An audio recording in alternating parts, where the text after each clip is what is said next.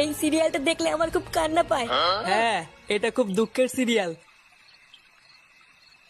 তোদের ভাইগুলো বেশ ভালোই আছিস তাই না?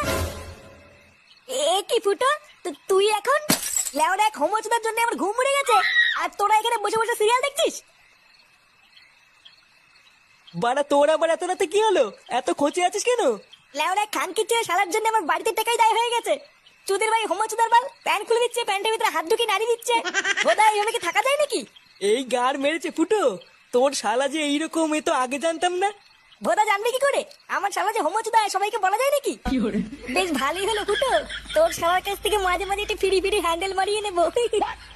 ফটকে, দেখছিস ও মরছে ওর জ্বালায়, তার উপরে আবার আলবাল বকছিস। বাড়া, তোরা কি কিছু করবি নাকি আমি একাই ওই শালার গুষ্টি গুদ মেরে দেবো? লেওরা, তুই অত মাথা গরম করিস না ফুটো। দাঁড়া, কাল সকালটা হোক, আমাকে একটু ভাবতে দে কি করা যায়, তারপর তো শালার ব্যবস্থা করছি।